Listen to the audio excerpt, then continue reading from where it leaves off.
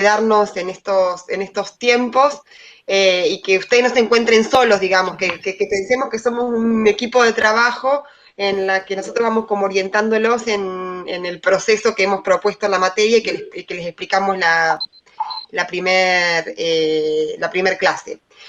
El tema de la clase de hoy tiene que ver con todavía estamos en las primeras clases, la tercera clase efectiva de la materia, y es esta parte todavía teórica, ustedes lo habrán visto cuando si leyeron los textos que tenían que leer, que es sumamente digamos, teórico, porque lo que estamos viendo son como el marco general de las grandes discusiones que hay más macro, de los grandes modelos de investigación, ¿sí?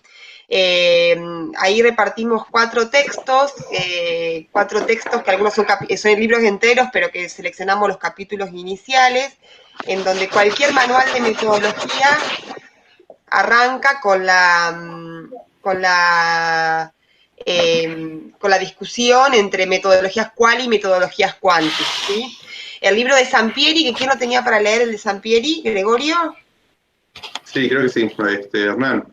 El de Hernández Sampieri, ¿sí? Que es un venezolano, un libro clásico que está globalizado, creo que es el venezolano más conocido en el mundo, Hernández Sampieri. Bueno, él en ese capítulo 1, que es un capítulo que introdujo en ese manual hace unos años, no estaban las versiones originales, lo que hace es esquematizar los dos grandes modelos, metodología quali y metodología quanti, en el sentido de, le da poquita bolilla a cuáles son las perspectivas filosóficas en las que se enmarca cada perspectiva, aunque las nombra, y lo que va a marcar Hernández Sampieri es bien qué características va a tener en el proceso de investigación cualitativo, que es diferente al proceso de investigación cuantitativo. Es más, todo el manual de Sampieri se divide en dos grandes partes, en uno el proceso quali, en otro el proceso quanti.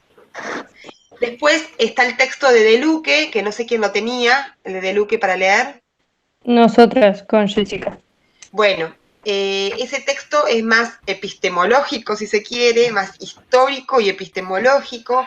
Ahí lo que van a encontrar es cómo, digamos, en qué contexto surge la ciencia moderna, cómo ese contexto de surgimiento de la ciencia moderna va a impactar y a crear un modelo estándar de ciencia, ¿sí? Que después cuando aparecen las ciencias sociales inicialmente no van a poder zafar de ese modelo estándar de ciencia, que es el modelo de las ciencias naturales, y eso va a dar lugar a como a dos grandes movimientos, ahí por eso es más epistemológico el texto de Luque, porque va a decir, bueno, qué características tiene en el campo de las ciencias sociales toda la corriente positivista, que ustedes seguro eso ya lo vieron en epistemología con Ariel, y después, ¿y qué consecuencias tiene cuando esa perspectiva se aplica a la investigación en ciencias sociales? ¿Y qué problemas trae a las ciencias sociales aplicar al pie de la letra los postulados positivistas? Y después, lo que ella va a llamar la corriente historicista, femenológica no, bueno, no importa, no me sale el nombre, estoy trabada, pero digamos la perspectiva hermenéutica y cómo implica reconceptualizar la forma de hacer investigación cuando uno toma los postulados de la hermenéutica. Después el texto de Hill, de Rodríguez Hill, que ese lo tenía John y Sheila. Ese texto tiene el capítulo 1 y el capítulo 2, es un texto que se va a abocar a profundizar en la historia y las características de la investigación cualitativa, y en el capítulo 2 van a encontrar como los grandes modelos de investigación cualitativa que ellos eligen, y el texto de Sead Ancona, que lo tenía Sebastián, ¿no? ¿Sebas? Sí, yo y Flor Cardiel. Y Flor Cardiel, ese texto, Sead Ancona es una investigadora cuantitativista en el campo de las ciencias sociales, también tienen un capítulo introductorio en donde va a marcar las diferencias y va a profundizar en las características que va a tener la investigación cuantitativa. ¿Está? Ese es como el el contexto de esta clase y los materiales que tenemos en esta clase. ¿Qué esperamos de ustedes? Que, bueno, que con esta clase, con estas lecturas, les quede en la cabeza, digamos, estos dos grandes modelos que, como decía Sebastián en la clase anterior, digamos, porque ya estos modelos estaban adelantados en la clasificación que yo ponía en el texto que hicimos con Tatiana, son modelos ideales. Lo primero que tenemos que saber es que, bueno, hay grandes características diferenciales entre la forma quanti y quali de hacer investigación, pero que estamos siempre, cuando transmitimos estas ideas, hablando de modelos ideales, de modelos que no, digamos, que en la práctica no parecen tan claros, y uno tiene que estar advertido porque muchas veces nos habitan, por ejemplo, uno quiere hacer investigación quali, quiere hacer investigación donde ponga en el centro al actor, pero nos salen ideas positivistas que son más cercanas a lo cuantitativo. Bueno, ese sería como el contexto. La idea es que ustedes nos cuenten, digamos, si quiere uno por uno, qué leyeron, qué les llamó la atención, digamos, qué aprendieron del texto que les tocó y que se los cuenten un poco a sus compañeros. No sé quién quiere arrancar. Podría arrancar la gente que trabajó de Luque, mi propuesta, no sé qué piensan.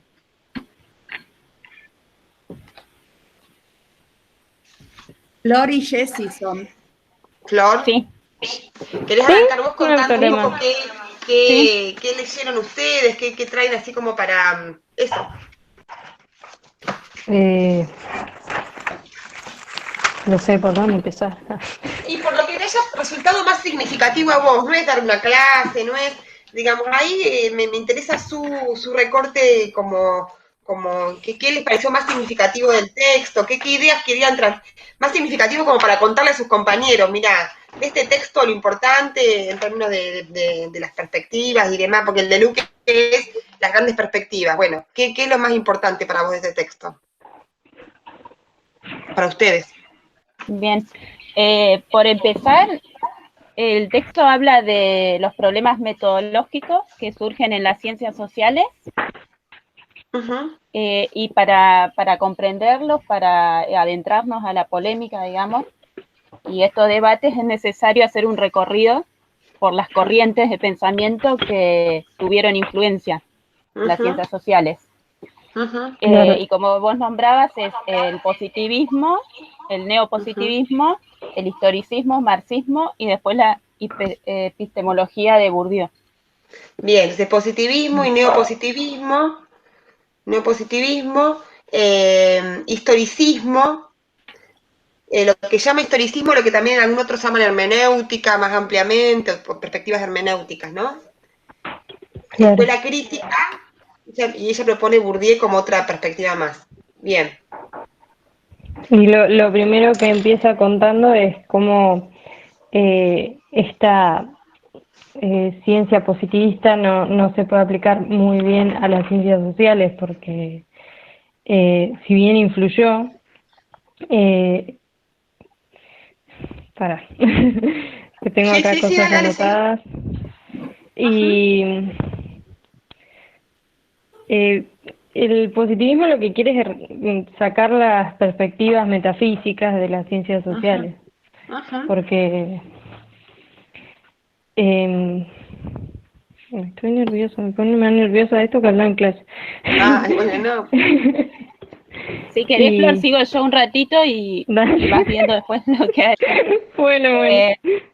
Bueno, yo creo que para entender este problema de la metodología en las ciencias sociales, primero hay que remitirse al nacimiento de la ciencia moderna, que nace como oposición a las construcciones teológicas de la Edad Media. Y las características principales que tiene es el conocimiento, que está basado en el rigor del dato, después el conocimiento, que es empírico nomotético, que se refiere a la enunciación de leyes generales, y el conocimiento avalorativo.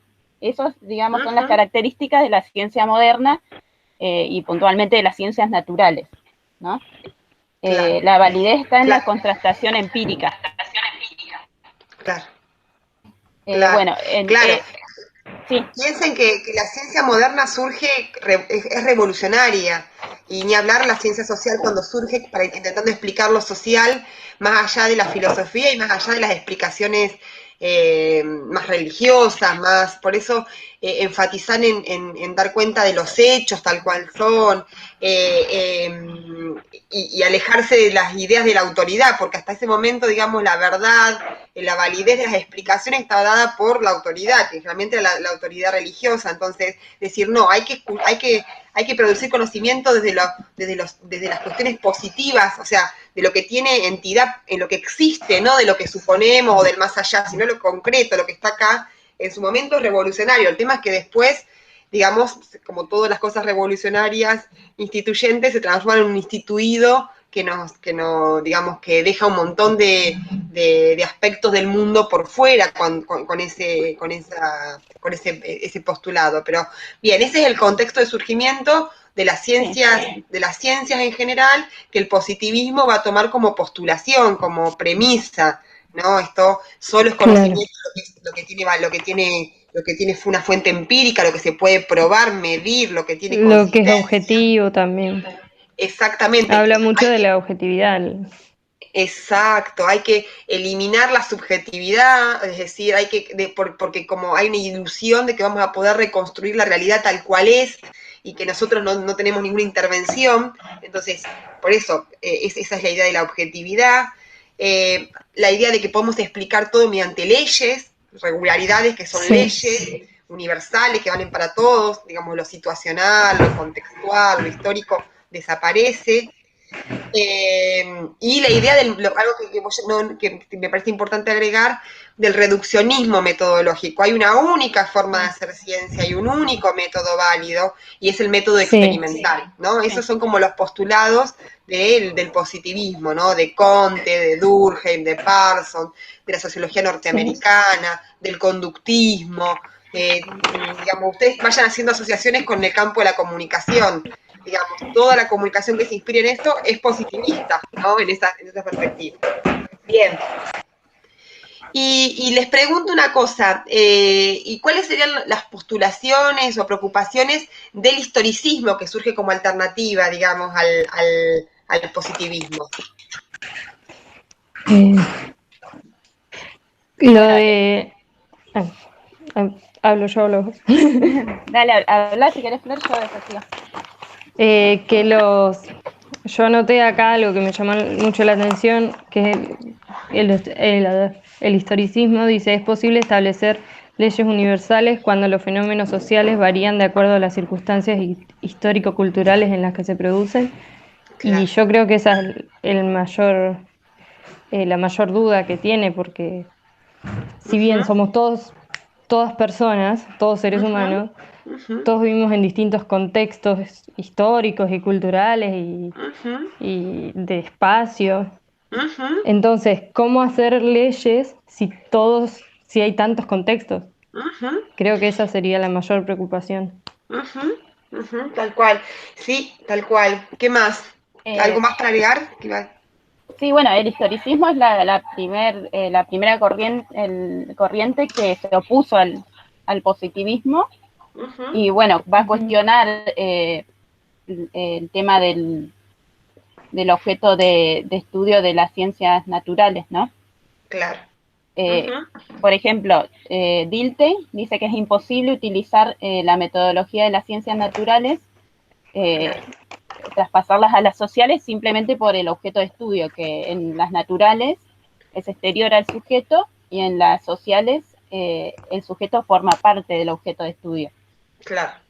Y bueno, después va a mencionar que en las ciencias sociales el método de la comprensión sería el más apropiado para hacer los análisis. Claro, en oposición a lo que es la explicación. Cuando hablamos de explicación, se refiere la explicación como la búsqueda de las causas o de relaciones causales, y ahí entramos más en el campo de las explicaciones positivistas, A causa B. La comprensión implica otra posición, digamos, de que tiene que ver con ubicarse en el lugar del otro, del otro actor, la posición. Yo creo que una característica fundamental de las perspectivas historicistas, hermenéuticas, fenomenológicas, ahí me salió la palabra, no me salía hoy, fenomenológicas, digamos, es justamente eso, es que lo propio de nuestros, o sea, no desconocer que lo propio de los objetos de conocimiento que abordamos nosotros, piensa en el campo de la comunicación, es que son objetos históricos, culturales y de lenguaje. Cualquier tema que uno piense son temas que tienen una inscripción histórica, una inscripción cultural y que tiene que ver con que son discursos. Son situaciones atravesadas, bañadas por el campo del lenguaje. Uno lo que tiene acceso como investigador no es al hecho en sí, uno no va a trabajar con hechos que son cosas, como nos decía Durkheim, de que hay que tratar los hechos sociales como cosas. No tenemos acceso a cosas como comunicadores o como cientistas sociales, tenemos acceso a lo que la gente dice de las cosas.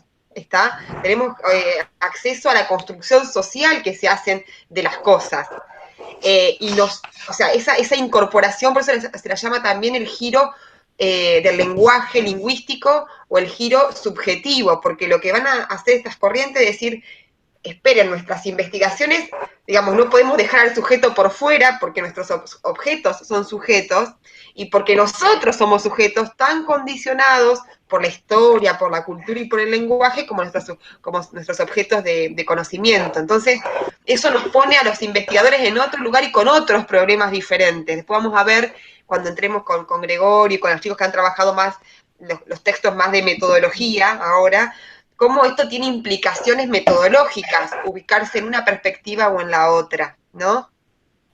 La pregunta por qué vamos a conocer cambia, ¿no? No vamos a conocer la realidad en sí, sino construcciones que se hacen de la realidad, cualquiera ya sea. ¿Algo más, chicas, de esto de las preocupaciones del historicismo? Una diferencia que marca importante es la cuestión de que es una ciencia que no se puede quitar el valor, digamos, que claro, no puede ser avalorativa. Claro. Por esto que vos decías de las circunstancias históricas y culturales en los que la ciencia se produce, claro, la ciencia social. Claro. Claro, porque somos sujetos aprendiendo sujetos. Tal cual. Y ahí algunos lo que van a decir, claro, tal cual. Y sujetos aprendiendo sujetos y aprendiendo y con valores ambos, claro, tal cual. Bien. Y después la otra perspectiva que el otro día causó en varios de ustedes cuando mandaron sus videos de la primer clase, varios se sintieron atraídos por esta perspectiva, que es la perspectiva crítica. Y ahí me gustaría que conversemos de esto, que es la tercera perspectiva que propone De Luque. ¿Qué pueden decir de las perspectivas críticas?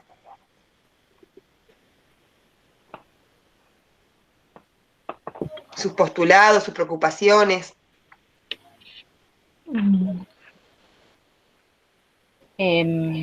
Después habla del marxismo y el método del materialismo histórico. Claro, esas son las perspectivas críticas, las inspiradas en el marxismo, digamos, las que surgen a partir de la obra de Marx. Esas son las que después nosotros vamos a llamar perspectivas críticas o ciencias críticas en el texto previo, el texto de la clase anterior. Bien, ¿y qué aparece ahí? Habla de esto de los significados y los valores. Uh-huh. No, me confundí de autor. Estaba con huevo. Pero lo que tengo es que no hay que estudiar leyes, sino captar conexiones de sentido.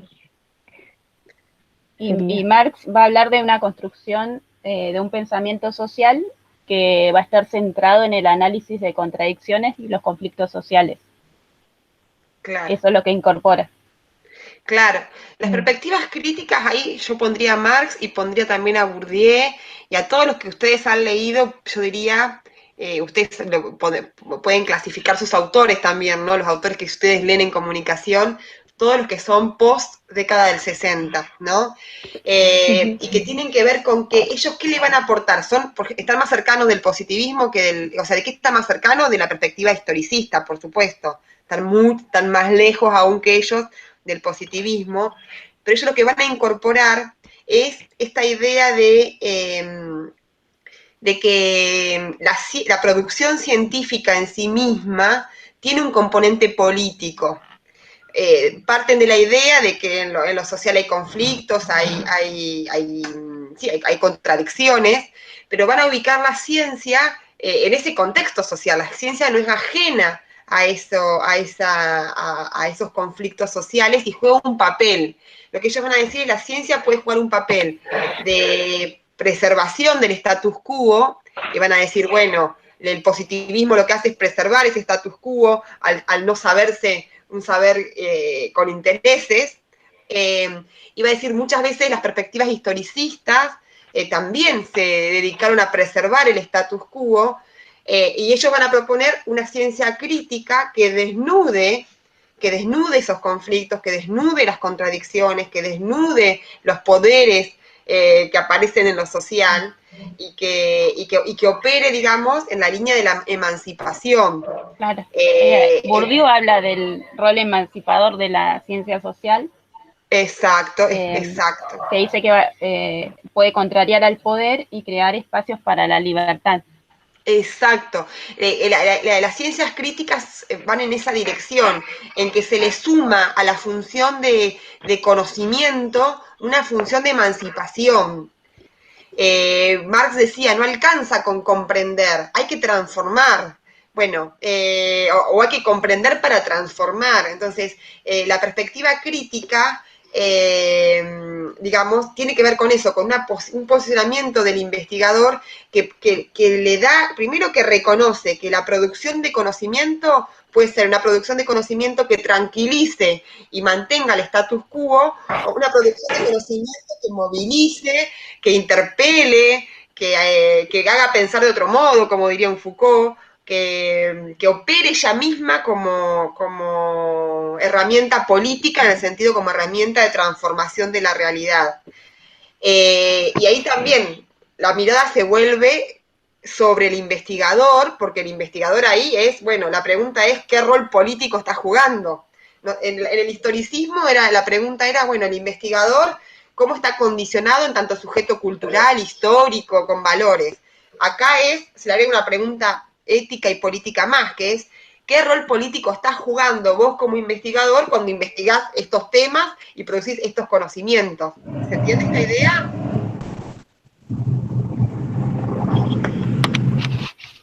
Chicos, chicas, chiques. ¿Están? ¿Se fueron todos? ¿Hola? ¿Hola? ¿Escuchas? No, sí, se entiende. Yo lo voy, después ya me tocará, pero lo voy reconociendo con el texto y complementando. Bien, eso iba a decir. Ahora lo que quiero es eso. Pensaba justamente en vos que tenés al texto de Sampieri, Grego. A ver, ¿qué podés, digamos, qué cosas, o cualquiera, digamos, el que se le ocurra, qué cosas de esto que presentaron las chicas se conecta a lo que ustedes leyeron? Porque seguramente hay puntos de conexión. Bueno, en el caso mío, Roberto el Hernández hace una comparación bastante detallada entre las dos investigaciones, queriendo marcar sus diferencias y similitudes. Y bueno, reconocía eso de las chicas en el caso de que a la hora de marcar diferencias, la posición personal del investigador creo que es la diferencia principal entre estos dos tipos de investigaciones. Y tiene que ver con esto, de cómo es que al ser cualitativo ya uno se involucra y uno reconoce sus valores y creencias, de que yo, la reflexión que hacía a la hora de comparar y marcar las diferencias es como que lo cualitativo es más Barbieri, en el sentido de que se involucra esto de cómo es que nosotros creamos el mundo con el lenguaje y nuestro propio conocimiento. Y entonces ya es una cuestión más activa, por así decirlo, la investigación, y en comparación a lo cuantitativo es como que la realidad a nosotros es Entonces esa era la reflexión y esa era la principal diferencia que llegaba a encontrar, de cómo es que uno interpreta fenómenos con las percepciones y los significados producidos y la experiencia de participantes, y cómo es que lo cuantitativo es esto de tratar de predecir y aplicar leyes y fórmulas previamente ya preexistentes. Ujú, ujú. Bien, tal cual, tal cual. Y ahí en ese texto de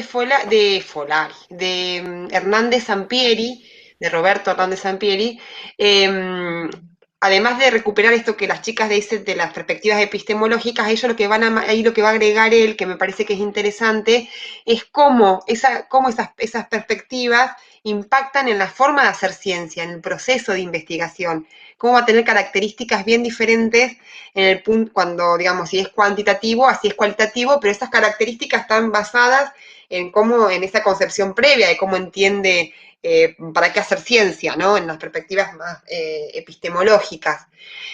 ¿Vos, Gregorio, hiciste algún power sobre esto? No, ¿No? no. Bueno, entonces, esperen que voy a probar una técnica que quiero ver si la sé. Esperen un minuto. Yo tengo ¿Compartir hecho acá pantalla? Sí, esperen, que va lento. ¿Están? ¿Se durmieron? No, están. ¿Están? ¿Va muy aburrido? ¿Muy complicado? No, no. Acá estamos. ¿No? ¿Tenían otras cosas para hacer? Ah, no. Eso es lo bueno, no hay nada más divertido que Salir a hacer esto, ¿no? caminar. Salí a caminar, claro. Espérate, a ver que quiero ver si puedo presentar ahora. Déjenme un minuto. No sé por qué no. Esperen, que está medio lenteja mi computadora. Porque yo hice un punteo, que tengo, no para ahora, lo tenía de otras clases, no voy a mentirles.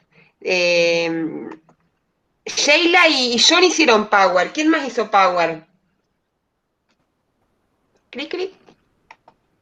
Nadie. Nadie. Bueno, entonces voy a con el de Sheila y John y con Power que yo Nosotras tengo hicimos armado. una, Ah, bien. pero no te lo pasamos. Pero lo Bueno, pueden después me lo presentar. pasa. Después lo pasamos, sí. También pueden presentarlo si... No anda mi pantalla, no sé por qué no anda. A ver. Bueno. Es presentar ahora, ¿no, Pau? ¿Cómo tengo que hacer? En presentar ahora, ahí... Sí, Mostrar, sí. mostrar pantalla. Mirá, Abajo a la Sole, derecha.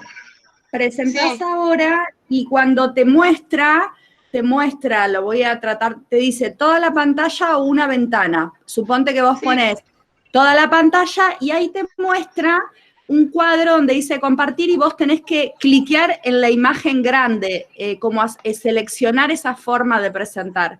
Cliqueás en Sí, la pero no imagen sé por qué. y Lo ahí que le no me pones pasa. compartir.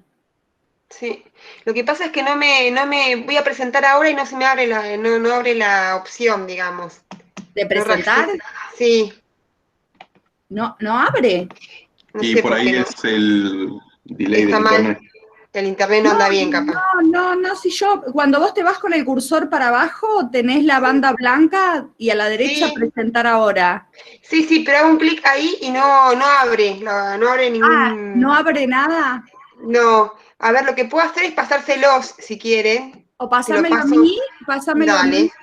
¿Qué es el power de los chicos o es No, tuyo? es un Power que yo tengo, en donde está la parte de Hernández Sampieri, para que lo tengan. Igual yo se lo voy a subir después al aula, para que les quede como el punteo de lo más importante ahí de Hernández Sampieri, que lo que quiero agregarle a lo que bien marcó Gregorio, es que Hernández Sampieri lo que va a aportar como nuevo es como esto que las chicas contaron de Luque, de las grandes perspectivas, epistemológicas. Ustedes entienden ya la diferencia entre lo epistemológico y lo metodológico, ¿no? Bueno, las chicas hablaron de los grandes movimientos epistemológicos, positivismo, historicismo, perspectiva crítica. Bueno, lo que va a aportar Hernández Sampieri es cómo esos movimientos dan lugar a dos grandes modelos de investigación, y lo que yo quiero mostrarles son cómo cambia la forma de hacer investigación en uno o en otro. ¿Estoy? Sí, yo te veo bien, pero no veo que ¿Sí? compartas nada. Mm. Esperen. Ahí se va a abrir. Esperen un cachito. A ver, esperen. Presentar ahora. Pasa que le doy muchas órdenes, se ve a la máquina. ¿Tenés algo más abierto? No, cerré todo ahí. Bueno, mientras yo voy buscando eso, que ahora volvemos a Sampieri, el resto, Sheila, John, Sebas, algo de lo que dijeron las chicas, ¿ustedes lo encontraron en sus textos también? Sheila y John. Sí, bueno, Sí, Sebastián. más o menos van hablando todo de lo mismo, de la diferencia entre lo cuantitativo y lo cualitativo. O sea, cada uno da lo que ese autor ve como diferencia, que más o menos es lo mismo, pero bueno, varían un par de cosas. Pero sí, en mi texto va por ahí también. ¿Cuál es el tuyo? El de D'Ancona. Sea. D'Ancona, ajá. Sí. Bueno, dice que primero hace una diferencia entre los dos paradigmas, el cuantitativo y el cualitativo, y después dice que hay más métodos menos reconocidos o menos importantes en cierta forma, menos usados, pero que también tienen su importancia, como es el comparativo, el histórico y el crítico, y después distintas perspectivas que se enfocan en distintas herramientas a la hora de investigar, la distributiva, la estructural y la dialéctica. Bueno, lo que yo más destaco en esto, que lo que más me llamó la atención, es que hace mucho hincapié en que no hay que quedarse con una sola perspectiva, digamos, no hay que quedarse con un solo paradigma para investigar, que se pueden combinar, y es más, que se deben combinar, dice. Perdón, disculpen. Atendé. Disculpa, ¿me tienen una silla? Nada, quería dramatizar los golpes de puerta en el aula. ¿Quién te anda visitando, Sebastián? Tiene que decir que se vuelva a su casa. Hacemos control de acá. Mal. Bueno, bueno, si quieren les comento un poco de lo que habla el nuestro. Es John. Soy John. Ah, John, perdón. Dale, el tuyo es el de... al menos sobre esto, digamos, sobre esta parte epistemológica. ¿Qué cuenta ese? El texto tuyo es el de Gil. El de Gil. Bueno, el nuestro en ese sentido lo que hace más que nada... Ahí me apareció un cartel, Sole, a ver si alguien está presentando algo. Ah, empezaste a presentar, Sole. Ah, bien. Después sigo. Bueno, como decía, lo que hace el nuestro básicamente es como, en primer lugar, es como contar un poco cómo surge la investigación cualitativa, y nada, como lo que dice es como que surge como una cuestión de alternativa al enfoque positivista que era el dominante durante el siglo XIX. Y después lo que hace por ahí es contar un poco desde 1900 en adelante cómo los diferentes periodos y cómo va evolucionando, ¿sí? ¿Me escuchan? Sí, perfecto. Bien. Bien. Sí, ese texto es bien profundizando en la investigación cualitativa.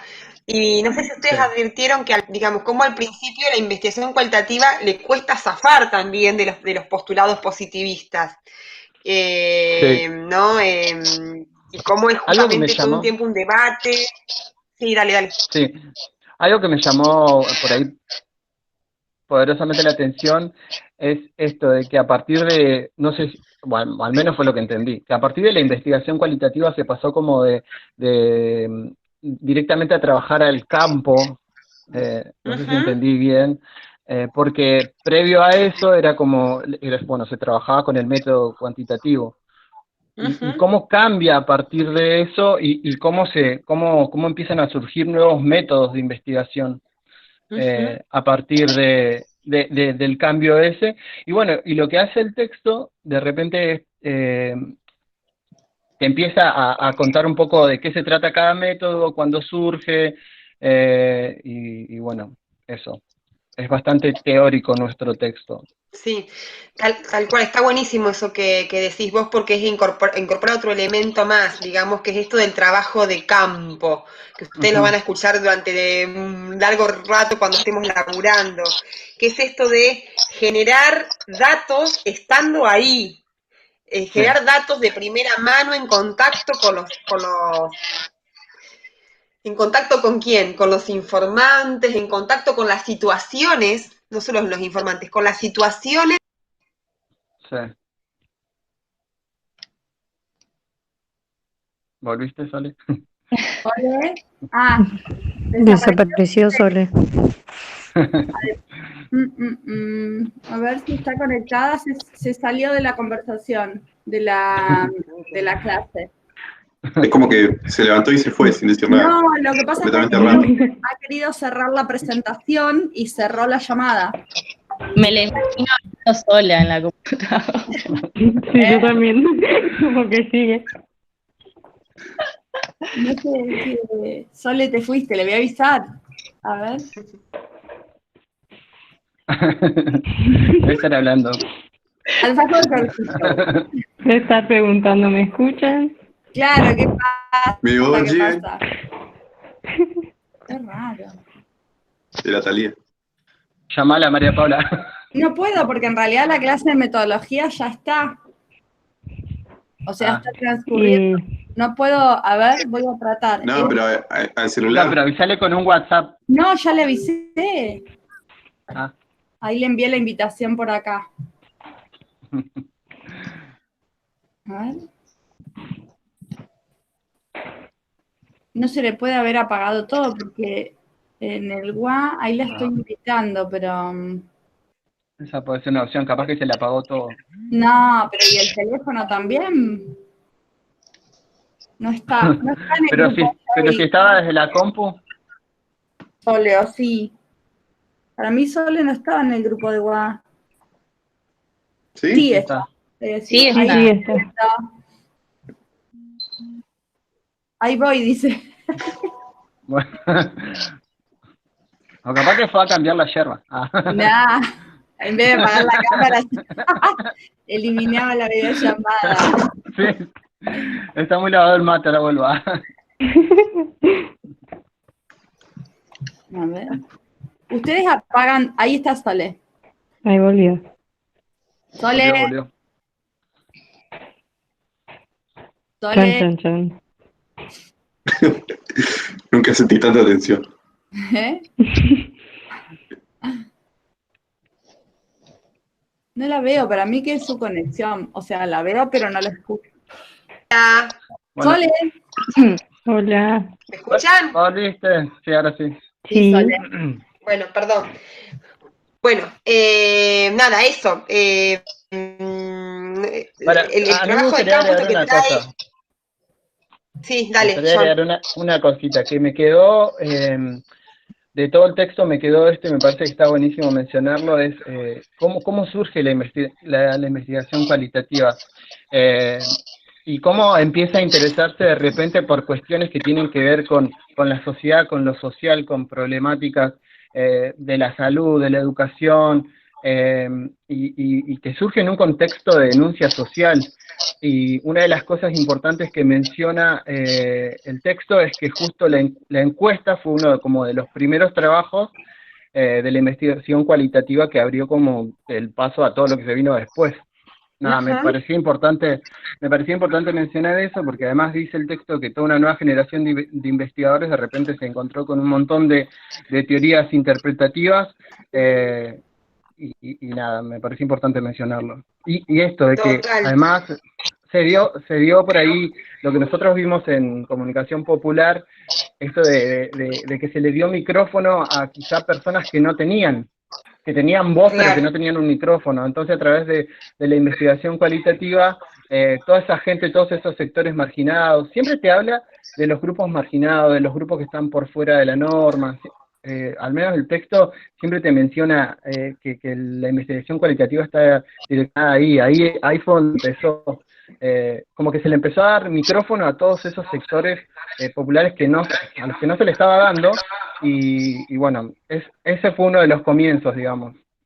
Está buenísimo, está buenísimo. ¿Alguien algo para aportar a lo que dijo John? Que está buenísimo. Así no hablo yo.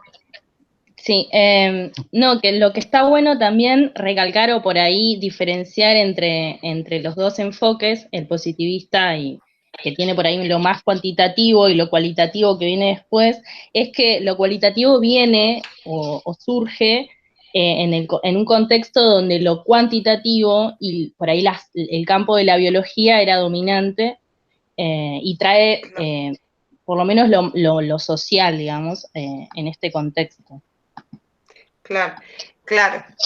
Bueno, pero hoy esto que está buenísimo y que me parece que es como de las ideas, otra de las ideas centrales, que es decir, y que tiene ahí donde hay un maridaje o una unión entre la perspectiva historicista y la crítica, que es decir, ¿a quién le damos voz? Acá es cuando hablamos de la posición política del investigador, ¿no? ¿A quién le damos voz cuando definimos nuestro problema? Digamos, la mirada de quién, la palabra de quién, digamos, ¿qué parte del mundo vamos a visibilizar y cuál vamos a ocultar? Porque siempre que visibilizamos algo, ocultamos otro.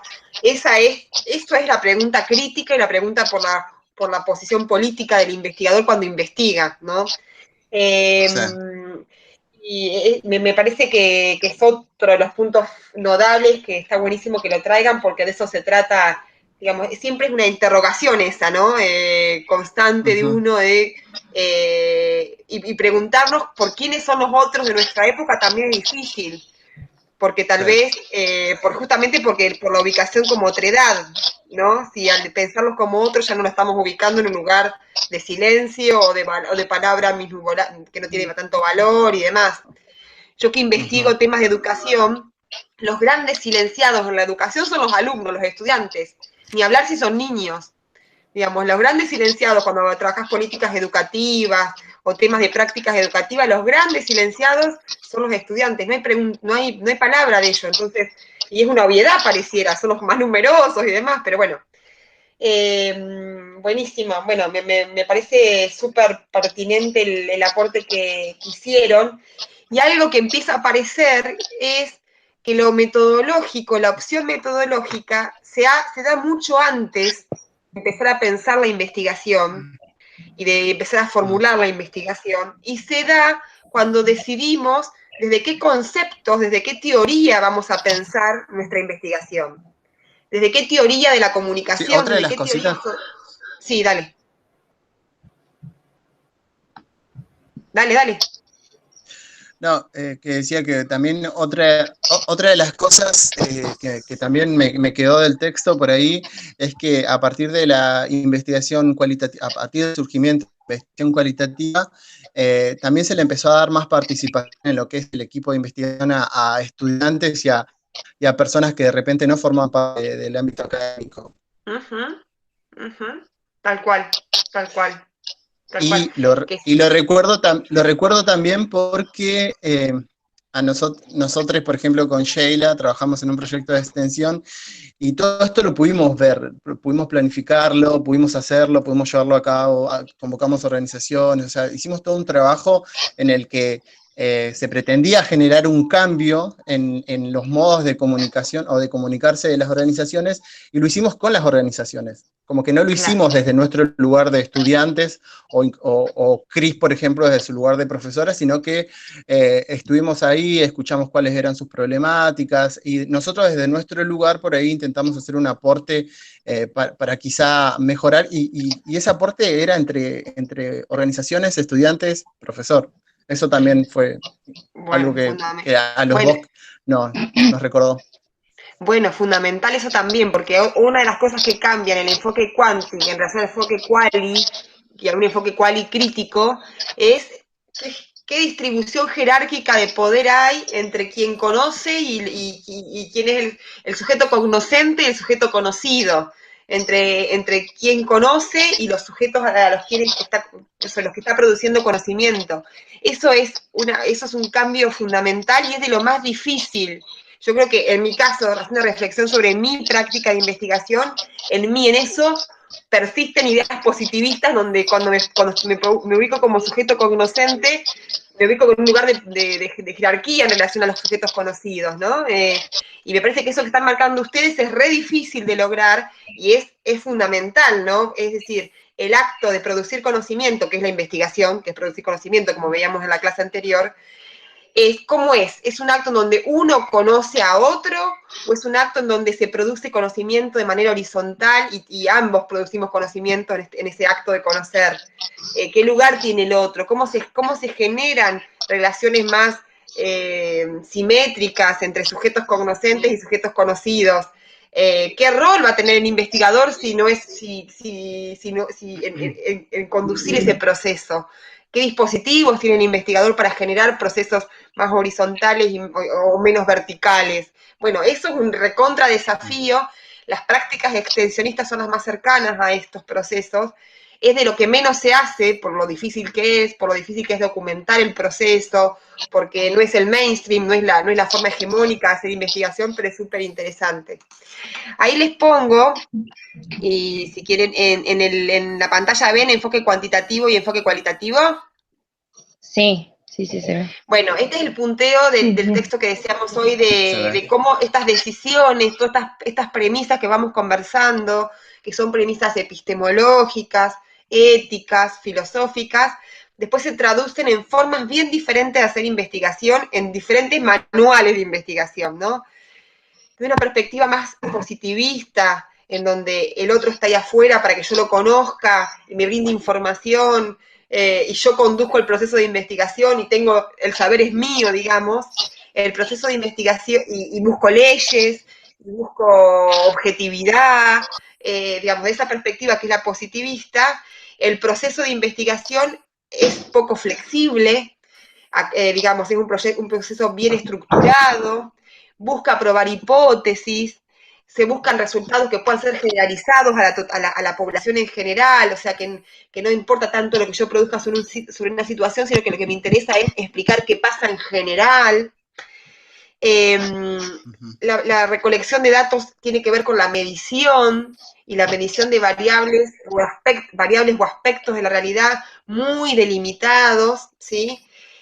Por lo tanto, lo que busco, como trabajo con la numerosidad, trabajo con mucha cantidad de población para poder después generalizar, uso procedimientos estandarizados, es decir, iguales en todos los casos, poco flexibles, legitimados, o sea, tengo que buscar un instrumento que ya lo haya probado otro, digamos, no invento yo el instrumento.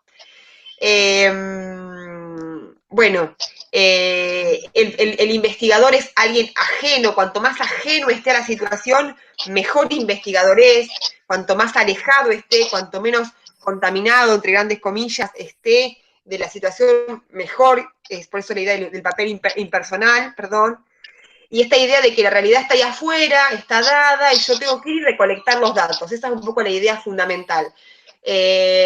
Cuanto menos me la contamine con mis ideas, mejor. Esa es la idea que subyace a la investigación cuantitativa.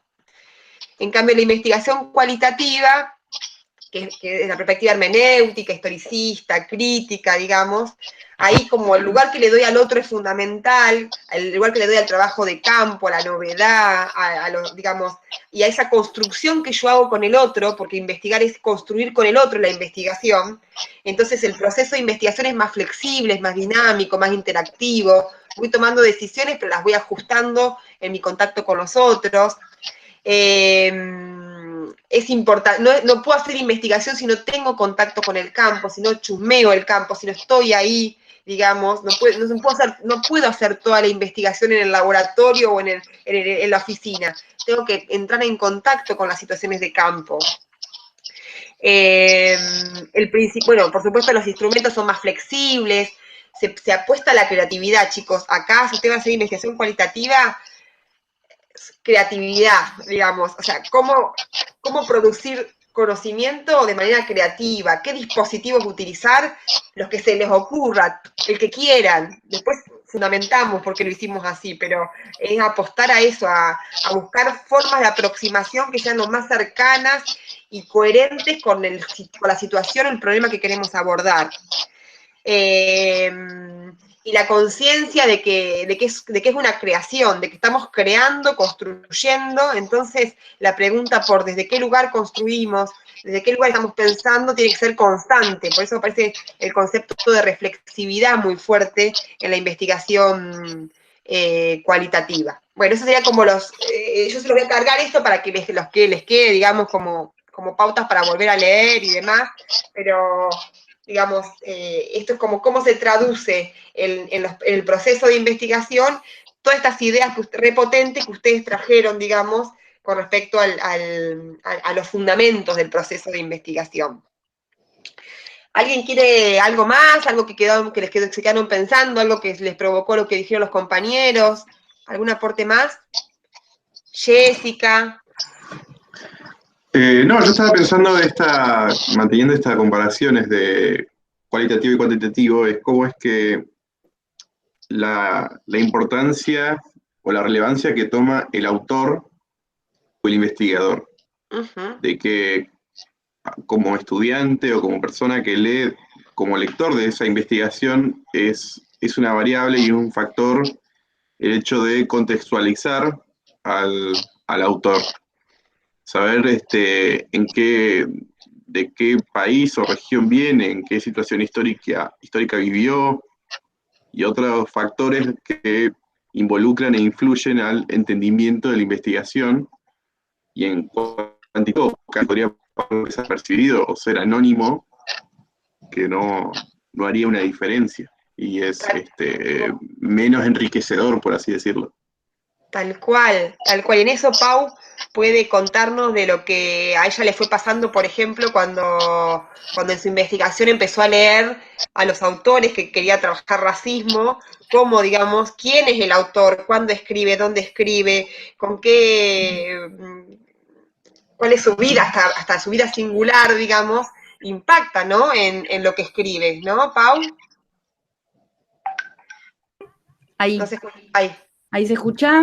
Sí. Sí, veo que soy la única que se está botoneando con la imagen. Todo el resto apagó las cámaras, así que voy a hacer lo mismo, me parece. Sí, yo pensaba, Sole, recién con relación a esto que decías de cómo producir conocimientos con ideas creativas y la gran resistencia que también encontramos dentro del campo disciplinar en el que estamos para producir conocimiento con ideas creativas, porque en realidad también de alguna manera la creatividad está sujeta a determinados bordes o a determinados límites, y eso me ocurre que aparece primero con relación a las herramientas. Por ejemplo, yendo a lo instrumental en nuestra disciplina, si nosotros producimos para el trabajo final de grado un documental como producto audiovisual, de cualquier forma tenemos que producir ese conocimiento apoyándonos en lo ya conocido, presentando un proyecto por escrito. En realidad lo audiovisual está legitimado a medias, como lenguaje para producir conocimiento. Es decir, se nos dice, me parece, desde las instituciones, que se apoya la creatividad, pero es una creatividad con límites que siempre recurre al discurso dominante, que es la palabra escrita. Eso pensaba también cuando que no pasa con el proyecto de planificación, que podemos presentar un proyecto de planificación cuando en realidad, si vamos a la discusión epistemológica hacia dentro del campo, se pondría a discutir si tiene el mismo estatus de producción de conocimiento una planificación de una institución con una tesis de investigación. A mí se me ocurre pensar que una tesis es un producto de producción de conocimiento muy superior en términos de aporte a un plan de planificación para una organización. Y sin embargo, al plan de planificación no se le exige otra cosa que esté escrito y articulado.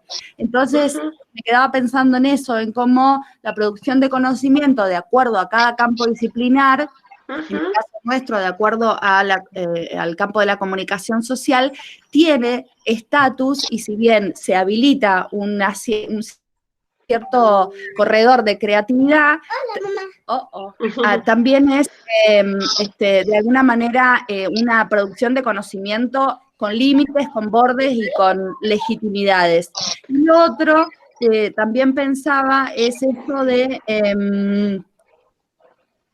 ahí viene el padre a buscar al niño, la pregunta de la reflexividad acerca de cómo construimos, creo que es como la pregunta con mayor honestidad intelectual que nos podemos hacer, teniendo en cuenta, voy a apagar la cámara, teniendo en cuenta ya apagué la cámara, teniendo en cuenta esto, ¿no? ¿Cuáles son nuestros objetivos? Pero bueno, fundamentalmente eso, pensándonos como productores y productoras de un nuevo conocimiento, en relación con la creatividad, también tenemos una producción situada y contextualizada, no librada a su suerte al azar, claro, ¿no? A las fuerzas del mercado. No, claro, no es libre, no. Lo que sí, digamos, lo que se reinstala es la posibilidad, digamos, no es libre, pero tampoco es única ni hay un monismo, digamos, metodológico. Claro, pero la investigación siempre sigue siendo una actividad disciplinada, con lo horrible que es esa palabra, y con todas las dimensiones de la disciplinada, con reglas, con esto que decís de estatus, o sea, siempre es de situación, siempre la práctica es de situación. No, pero yo lo que decía también, en relación a lo que traía Gregorio, es tu experiencia con los autores que trabajaban racismo, como, pues yo lo vi eso en tu tesis muy claro, o vos lo pudiste ver muy claro, digamos, cómo fuiste tomando decisiones acerca de qué referentes teóricos ir tomando y cuáles ir descartando, que es lo más importante, en función de este trabajo que decía Gregorio, de decir, bueno, toda producción de conocimiento es situada, la pregunta es por quién produce el conocimiento, por quién enuncia. Entonces, nada, cuando vos descartabas a los europeos, porque te dabas cuenta que su concepto de racismo persistía, una idea colonial, aun cuando ellos luchaban contra sí mismos y sus circunstancias para ir más allá, o no, a veces, esas concepciones limitadas. Sí, también me parece re importante, Sol, en este sentido, tener en cuenta las habilitaciones que tenemos para hacer eso. Es decir, que también se me ocurre, hablando de la metodología de investigación, que hay investigaciones que se dan en un cierto, otra vez, contexto de producción, en donde quizá por el campo disciplinar, o quizá por el tema, o quizá por la dirección y a la que cada una abona, no tenemos la posibilidad tan clara de ir tomando posición. Siempre es un riesgo tomar una posición y siempre implica una sensación enorme de inseguridad, de decir, no voy a descartar a este porque a mí me parece, bueno, en esas decisiones la dirección, el acompañamiento metodológico es muy, muy importante y muy decisivo. Descartar a alguien porque no nos inscribimos en su perspectiva es una decisión para la que tenemos que estar habilitadas y habilitados. Bien, absolutamente. Desde la metodología, por lo que estamos leyendo, con estos 5 textos que ustedes leyeron en profundidad, si nos inscribimos en una perspectiva cualitativa, o al menos tomamos los aportes que el historicismo, que la hermenéutica, que la fenomenología, que etcétera, etcétera, han hecho en los últimos más de 100 años, estamos habilitados. Después una decisión personal, digamos, pero que están habilitados todos ustedes a tomar posición, y eso debería ser la investigación, una toma constante de posición fundamentada. ¿Por qué digo esto? ¿Por qué no digo aquello? ¿Por qué hago esto? ¿Por qué no hago aquello? ¿Por qué tomo tal texto? ¿Por qué lo dejo? Así que, bueno, de eso se trata. Bueno, ¿cómo continuamos? Les cuento. Tenemos, ¿qué les parece esta experiencia? ¿Sirve o prefieren hacer otra forma?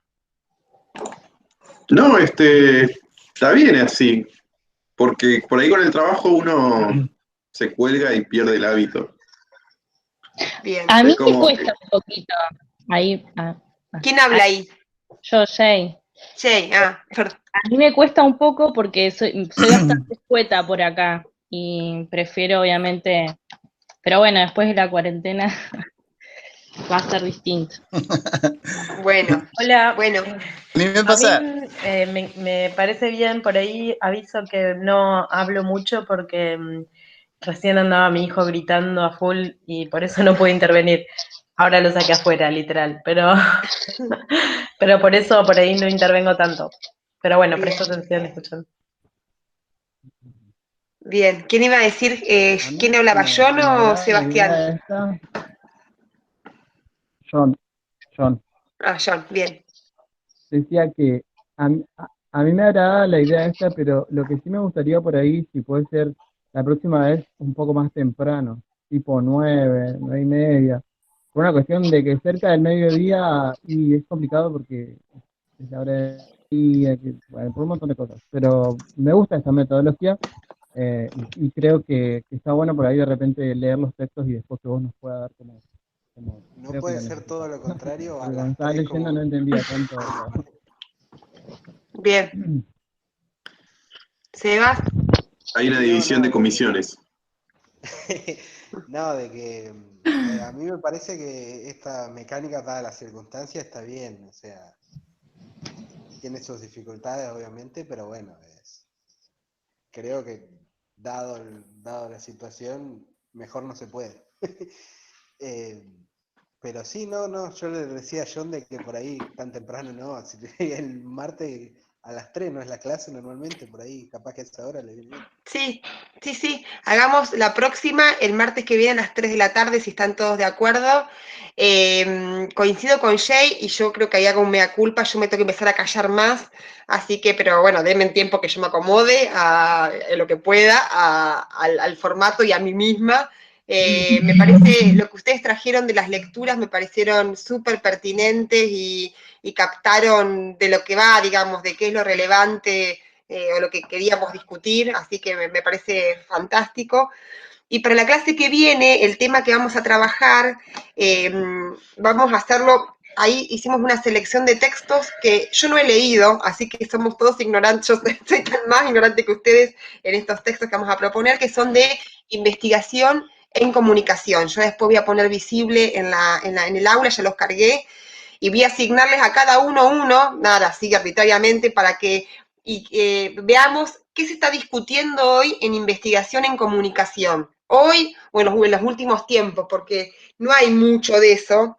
Y mi idea es que pensemos qué podemos hacer con ese aprendizaje, con eso que leamos y que sistematicemos acerca de distintos autores que están trabajando, problematizando la investigación en comunicación.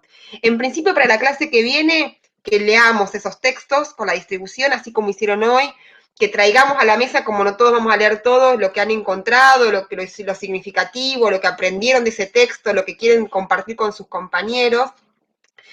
Son textos diferentes en donde hay, en algunos, yo miré por arriba, en algunos hay un laburo de tematizar qué se investiga en comunicación, en ciertos contextos, en Latinoamérica, en España, en Argentina. En otros hay una problematización, desde qué lugar se formulan esos temas, digamos, qué condiciones impactan en la formulación de los temas, por qué se eligen esos temas y no otros, qué condicionantes tiene el campo de la comunicación. En alguno puede haber algún análisis más epistemológico, de qué perspectiva, o sea, vamos a poder ir haciendo conexiones con lo que estuvieron leyendo para esta clase. El otro día cuando charlábamos con Paula sobre este tema y los textos y demás, ya delirábamos con un proyecto de trabajo que implicara escribir nosotras, ya con ustedes, entre los 10 que estamos acá trabajando en esta materia, un articulito actualizado sobre, analizando el último ENACOM, las últimas actas del 2018 que están publicadas del ENACOM, hacer un análisis de qué se está investigando hoy en comunicación en Argentina, un poco siguiendo estos modelos que vamos a ver de análisis, que vamos a leer para la clase que viene. Bueno, nada, contarles nuestros delirios, es invitarlos a que se sumen a los delirios, y decir, bueno, a ver si da, porque tal vez podemos usar este tiempo para eso, para mientras vamos aprendiendo, hacer una pequeña producción y aportar al campo de alguna manera.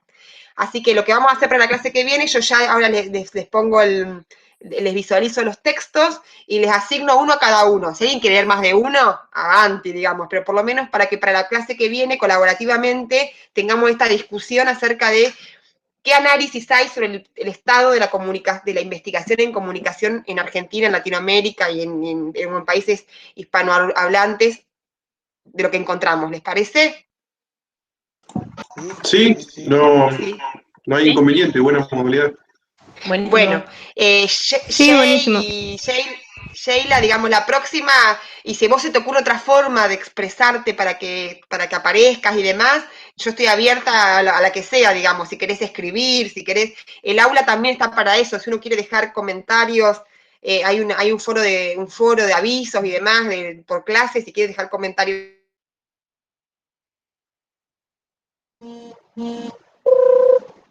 ahí, o la forma que ustedes...